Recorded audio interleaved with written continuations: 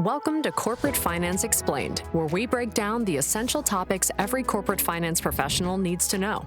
This series is narrated by AI, created using CFI's expert training materials, and designed to help you stay ahead in the world of finance. Enjoy this week's deep dive. Welcome to the deep dive.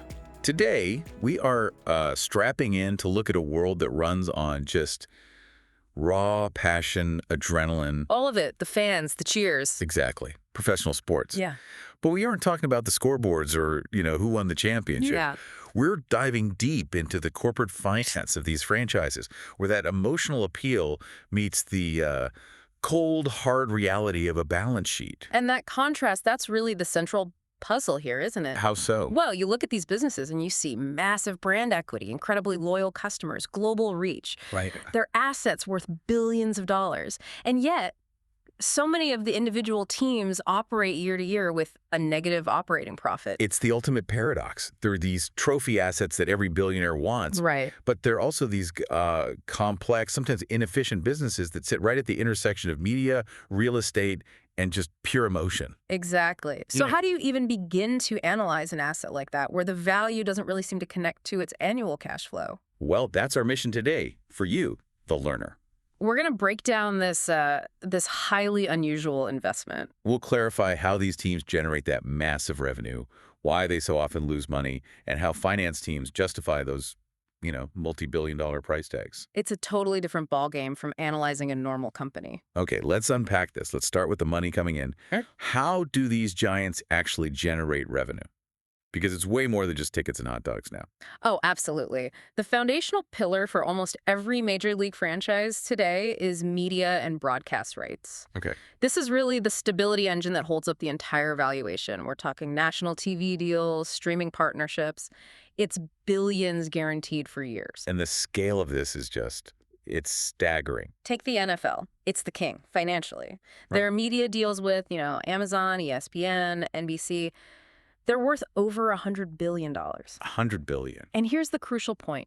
A huge chunk of that is shared equally across all the teams. Ah, so that provides stability. Exactly. It's like a guaranteed income stream, almost like an annuity. It means even a small market team has a financial floor, which makes their valuation more reliable. That makes sense. Yeah. Stable revenue from huge media companies. Mm.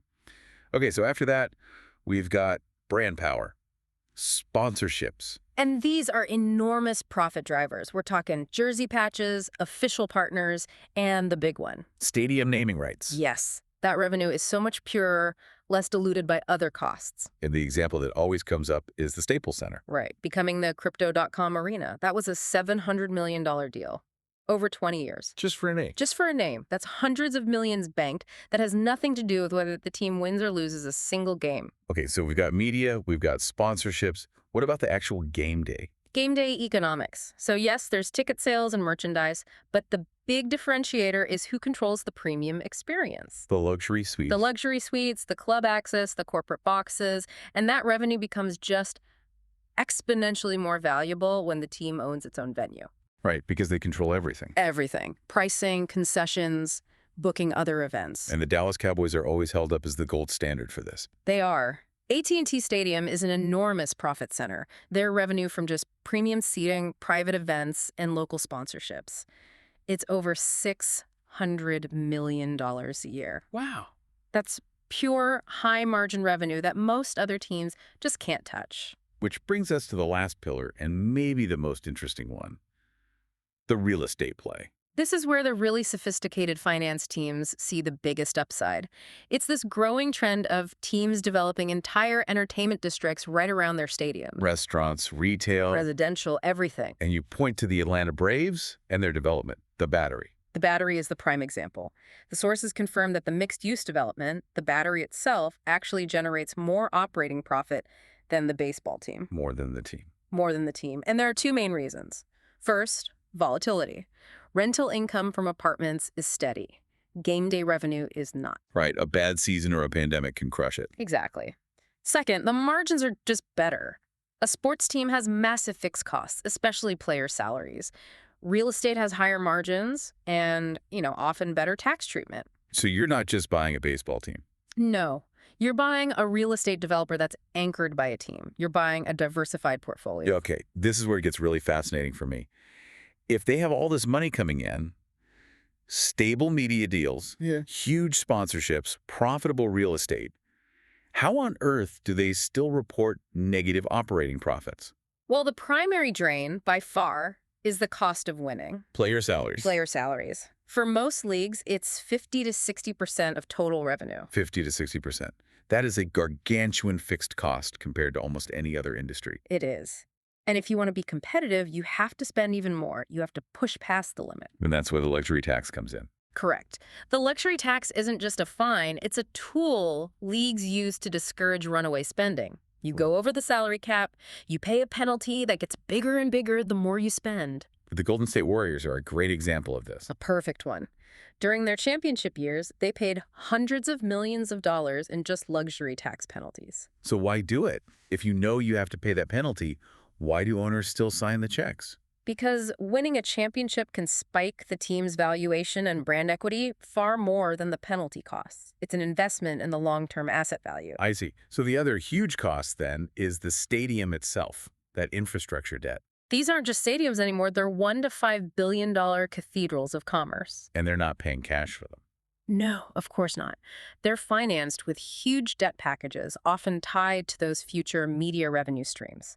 So debt service paying the interest becomes a major fixed cost. And if revenues dip, that debt can become very painful. And beyond those huge structural costs, there are also internal issues, right? Yes, operational inefficiencies. A lot of these are legacy organizations. They might have, outdated ticketing systems or poor cost controls. Plus, you have structural inequality. A team in a small market, even with revenue sharing, just can't charge the same for tickets or local media rights as a team in New York or LA. So high revenue, even higher costs, and often negative cash flow. Oh. Which brings us back to the main question. Why are people lining up to buy these things for billions of dollars? The answer is actually pretty simple. It's not about annual profit. Okay. It's about asset appreciation. We hear that phrase a lot, but break that down. Why does the value of a team just reliably go up, almost doubling every decade, regardless of its income statement? It comes down to two things: scarcity and guaranteed future income. Scarcity because leagues don't expand very often. Exactly. The supply is fixed. At the same time, the demand from global billionaires for these unique trophy assets is rising. So you combine that fixed supply with guaranteed appreciating media revenue, and you create an asset whose valuation just appreciates predictably. Owners see it like fine art or exclusive real estate. And now the institutional money is catching on. Private equity. Absolutely. The entry of PE groups into leagues like the NBA and MLB is a huge deal. They bring more capital, more sophisticated management. And just their interest alone validates it as an asset class. It does, and it drives valuations even higher. And the leagues themselves protect this model, right? They have guardrails. They have to. The NFL has a strict debt cap, for example, to make sure one team can't threaten the whole system. And the revenue sharing models are key. The NFL's is very equal, which promotes stability.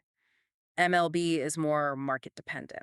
So all of this means that when a finance team is trying to value a franchise, they can't use the normal tools. Correct. For a traditional company, you'd use a metric like EBITDA earnings before interest, taxes, depreciation, and amortization. It shows you how profitable the core business is. Right. But for a sports team, because of those massive player salaries and stadium debt, the EBITDA is often negative or just too volatile to be useful. So if you can't use EBITDA, what's the replacement? They rely heavily on revenue multiples. Okay, what's that? It's simply the sale price of the asset divided by its total annual revenue. Since the revenue is massive and growing, thanks to media deals, it gives you a much more stable anchor for valuation. So you're basically valuing the team based on its future broadcast deals and whether it owns its own stadium. Those are the key drivers, yes, because those are the predictable revenue engines. Okay, so let's look at some real-world examples. Let's start with FC Barcelona, a huge global brand that still fell into a debt trap. Barcelona is the ultimate cautionary tale. It shows that brand strength does not protect you from bad financial management. So what happened? They had unsustainable player salaries tied up in rigid long-term contracts combined with heavy debt. When the pandemic hit and game day revenue vanished, The fixed costs didn't. the fixed costs didn't. It triggered a massive liquidity crunch. It's a perfect example of how branding can't save you from a poorly structured balance sheet. Okay, then on the flip side, you have the Phoenix Suns, who showed a huge valuation turnaround. Yes, and this is a textbook case of what good institutional management can do. The new ownership improved the team's valuation dramatically before they even had major on-court success. Wow. By investing in operational analytics, they modernized ticketing, used dynamic pricing, improved the fan experience, and leveraged the arena for non-game events. They just monetized the existing asset more effectively. And if we want to talk about media powerhouse economics, we have to talk about the New York Yankees. The Yankees are kind of a special case because of their ownership stake in their regional sports network, the YS network. Right. They're not just getting a cut of lead media deals, they're generating massive recurring profit directly from local TV fees, advertising. For them, media revenue is the backbone of their entire model. And finally, a really current example of betting it all on stadium economics. The Oakland Athletics moving to Las Vegas. Their relocation is a pure financial strategy. They are abandoning an old, money-losing venue to pursue the Holy Grail. A new stadium they control. A new stadium they control in a major tourism market where they can charge much more for sponsorships and suites. It's a classic, if desperate, move to fix their finances through infrastructure. This deep dive really makes it clear. The real drama isn't just on the field, it's on the spreadsheets. It really is. The core lesson is that these franchises rise or fall based on financial strategy, not just their win-loss record. You have to focus on revenue stability, stadium economics, and controlling player costs. And that leads to the final provocative thought for you to consider. Given that asset appreciation is the main goal, and these valuations often double every decade, how does that change the traditional objective of the business, which, for the fan, is simply to win? If the cash flow is negative, but the asset value always goes up anyway, is that model truly sustainable? Or is that just the defining, unusual characteristic of this unique, billionaire-backed asset class? Something to ponder the next time you see a multi-million-dollar player on a billion-dollar team that might actually be losing money. Thanks for joining us for this deep dive into the billion-dollar paradox of sports finance. We hope you feel well-informed and ready for the next big franchise sale. Thanks for listening to Corporate Finance Explained. If you found this episode valuable, be sure to check out more episodes and explore CFI's highly rated courses at corporatefinanceinstitute.com. Don't forget to subscribe for more deep dives into essential finance topics. See you next time.